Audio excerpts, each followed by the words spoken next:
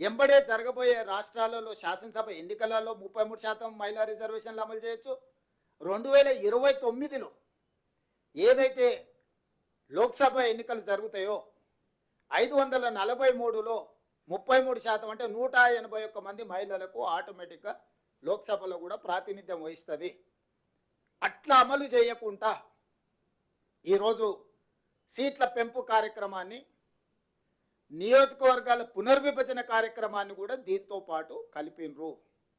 ఇక్కడే రాజకీయ కుట్ర, రాజకీయ అసమానతలు, రాజకీయ వివక్ష ఇవన్నీ మిళితమై ఉన్నాయి. అందుకే ఈరోజు కాంగ్రెస్ పార్టీ పక్షాన తెలంగాణ రాష్ట్ర ముఖ్యమంత్రిగా సహచర మంత్రివర్గ సభ్యులు పెద్దలందరి సమక్షంలో నేను నరేంద్ర మోడీ గారికి చెప్పదలుచుకున్న ఒకే ఒక మాట, మహిళా రిజర్వేషన్లకు సంపూర్ణంగా కట్టుబడి ఉండడమే కాకుండా 100% మేము మద్దతు ఇస్తున్నాము. ఉన్న చట్టం ప్రకారము, ఉన్న సీట్ల ప్రకారము 33% మహిళా రిజర్వేషన్లు అమలు చేయడానికి ఏ చట్టం తీసుకొస్తావు లోక్సభలో రాజ్యసభలో పెట్టు, సంపూర్ణంగా కాంగ్రెస్ పార్టీ మద్దతు ఇస్తుంది. చర్చ కూడా అవసరం లేదు. 2026 సంవత్సరం తర్వాత సేకరించబోయే జనాభా ప్రాతిపదికన రిజర్వేషన్లు అనే ఒక్క అడ్డంకిని తొలగించుకుంటే 6 నెలల లోపలనే మహిళా రిజర్వేషన్లు అమలు చేయొచ్చు. కాబట్టి రేపటి 16, 17, 18 శాసనసభ పార్లమెంట్ సమావేశాలలో తక్షణమే మహిళా రిజర్వేషన్లు ఉన్న సీట్ల ప్రాతిపదికన 33% రిజర్వేషన్లను మహిళలకు అమలు చేసడానికి చట్టం తీసుకురా, మేము సంపూర్ణంగా మద్దతు ఇస్తాము. ఇది తెలంగాణ రాష్ట్ర ప్రభుత్వం తరఫునే కాకుండా కాంగ్రెస్ పార్టీ పక్షాన కూడా మొన్న జరిగిన సిడబ్ల్యూసి సమావేశంలో కాంగ్రెస్ పార్టీ తీసుకున్న నిర్ణయం. మహిళా రిజర్వేషన్లు, మహిళల యొక్క రాజకీయ సాధికారితను కాంగ్రెస్ పార్టీ మొదటి నుంచి ఆకాంక్షించింది, మొదటి నుంచి అమలు చేసింది. 100% మహిళా రిజర్వేషన్లకు కాంగ్రెస్ పార్టీ కట్టుబడి ఉంది. తక్షణమే అమలు చేయాల్సిందిగా నరేంద్ర మోడీ గారిని మేము డిమాండ్ చేస్తున్నాము. ఇక రెండవ అంశం, సీట్ల పెంపు, నియోజకవర్గాల పునర్విభజన. ఇది అత్యంత ప్రమాదకరంగా రాజకీయ పావుగా ఈరోజు నరేంద్ర మోడీ గారు వాడుకుంటున్నారు. ఆ దానికి సంబంధించి మాకున్న అభ్యంతరాలను కానీ, దక్షిణ భారతదేశంలో ఉన్న ప్రజల యొక్క అభ్యంతరాలను, అదేవిధంగా చిన్న రాష్ట్రాల యొక్క అభ్యంతరాలను ఈరోజు స్పష్టంగా నేను ప్రజలకు వివరించదలుచుకున్నా. ఈరోజు నరేంద్ర మోడీ గారు ప్రవేశపెట్టిన గతంలో నియోజకవర్గాల పునర్విభజన 3 సార్లు జరిగింది. 1957లో నియోజకవర్గాల పునర్విభజన జరిగినప్పుడు 494 సీట్లు ఉన్నాయి దేశంలో లోక్సభలో. 1967లో నియోజకవర్గాల పునర్విభజన జరిగినప్పుడు 520 సీట్లకు పెరిగింది.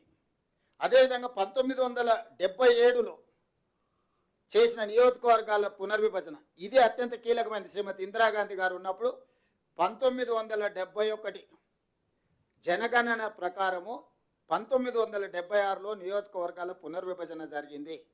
ఆ రోజు ఇందిరాగాంధీ గారు తీసుకున్న నిర్ణయాలు 542 సీట్లకు పెంచినరు. తర్వాత ఒక సీటు సిక్కిం నుంచి యాడ్ అయ్యి ఈరోజు దేశంలో 543 లోక్సభ స్థానాలు నిర్దిష్టంగా ఈరోజు సంఖ్యకు మనం చేరుకున్నాం. ఆ రోజు శ్రీమతి ఇందిరాగాంధీ గారు 1970 దశకంలో దేశంలో కరువు, ఆకలి, జనాభా నియంత్రించాలని కుటుంబ నియంత్రణ విధానాన్ని 1970లో ప్రభుత్వం, కేంద్ర ప్రభుత్వం తీసుకున్నది. కుటుంబ నియంత్రణ అమలు చేసిన 6-7 సంవత్సరాలలోనే దక్షిణాది రాష్ట్రాలు, ముఖ్యంగా కాస్త చదువుకున్న రాష్ట్రాలు, దక్షిణాది రాష్ట్రాలు కుటుంబ నియంత్రణ అమలు చేయడంతో ఇక్కడ జనాభా నియంత్రణ జరిగింది. ఉత్తరాది రాష్ట్రాలలో ఉన్న రాష్ట్రాలు కుటుంబ నియంత్రణ అమలు చేయకపోవడం వల్ల విపరీతంగా జనాభా పెరిగింది. 1970 నుంచి 76, 6-7 సంవత్సరాలలోనే జనాభా మధ్యలో అంతరం పెరిగి ఉత్తర భారతదేశం, దక్షిణ భారతదేశంలో అంతరం పెరుగుతుండడం వల్ల ఇందిరాగాంధీ గారు ఆ అంశాన్ని గుర్తించి 543 సీట్ల ప్రకారమే ఉండాలి, ఆయా రాష్ట్రాలలో ఉన్న నియోజకవర్గాలనే ఆ రాష్ట్రంలో ఉండే లోక్సభ సీట్ల ప్రకారమే నియోజకవర్గాల పునర్విభజన జరగాలని నిర్ణయం తీసుకోవడం వల్ల 1976లో ఉత్తరప్రదేశ్లో 80 సీట్లను ఆ రాష్ట్రంలోనే పునర్విభజన చేసిండ్రు. ఉమ్మడి ఆంధ్రప్రదేశ్లో ఉన్న 42 లోక్సభ నియోజకవర్గాలను ఈ రాష్ట్రంలో పునర్విభజన చేశారు. 25 సంవత్సరాల వరకు సీట్ల పెంపును శ్రీమతి ఇందిరాగాంధీ గారు నిషేధించారు. ఎందుకు అనంటే జనాభా పెరగడం, జనాభా ప్రాతిపదికన నియోజకవర్గాల పునర్విభజన జరిగితే కేంద్ర ప్రభుత్వం ఇచ్చిన ఆదేశాల ప్రకారం జనాభా నియంత్రణ పాటించిన కొన్ని రాష్ట్రాలను శిక్షించిన వాళ్ళతో కేంద్ర ప్రభుత్వ ఆదేశాలను ఉల్లంఘించిన వాళ్ళను మెప్పించినట్టు సీట్లు పెంచితే నష్టం జరుగుతుందని ఆ రోజు శ్రీమతి ఇందిరాగాంధీ గారు నియంత్రించిన 543 సీట్లు ఉండాలి, ఏ రాష్ట్రంలో ఉన్న సీట్లను ఆ రాష్ట్రంలోనే నియోజకవర్గాల పునర్విభజన చేయాలి. 2001లో వాజ్పేయి గారు ప్రధానమంత్రిగా ఉన్నప్పుడు కూడా మళ్ళీ లోక్సభలో చట్టసభలలో చర్చ వచ్చినప్పుడు ఇందిరాగాంధీ గారు ఏదైతే దూరదృష్టితో జనాభా ప్రాతిపదికన జరిగే నియోజకవర్గాల పునర్విభజన చిన్న రాష్ట్రాలు మరీ చిన్నగా మారుతాయి, పెద్ద రాష్ట్రాలు మరీ పెద్దగా మారుతాయి, భూస్వాములు జాగీర్దారులుగా మారుతారు, పేదలు అత్యంత నిరుపేదలుగా మారుతారు, నిరాదరణకు గురవుతారని చెప్పి 2001లో కూడా వాజ్పేయి గారు తిరిగి నియోజకవర్గాల పునర్విభజన చేయాలనుకున్నప్పుడు స్పష్టంగా ఇంకొక 25 సంవత్సరాల వరకు ఈ 543 ప్రకారమే ఏ రాష్ట్రంలో ఎన్ని సీట్లు ఉన్నాయో ఆ రాష్ట్రాల ప్రాతిపదికన నియోజకవర్గాల పునర్విభజన జరగాలి.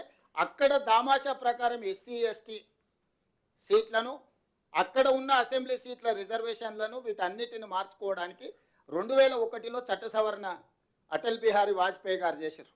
ఆ ప్రాతిపదికన జరిగిన నియోజకవర్గాల పునర్విభజననే 2009లో ఉమ్మడి ఆంధ్రప్రదేశ్లో ఉన్న పార్లమెంట్ సీట్లు తెలంగాణలో 15 ఉండే, ఆంధ్రప్రదేశ్లో 27 ఉండే.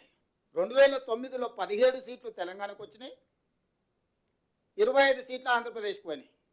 ఆనాడు 107 అసెంబ్లీలు తెలంగాణలో ఉండే, 187 సీట్లు ఆంధ్రప్రదేశ్లో ఉండే.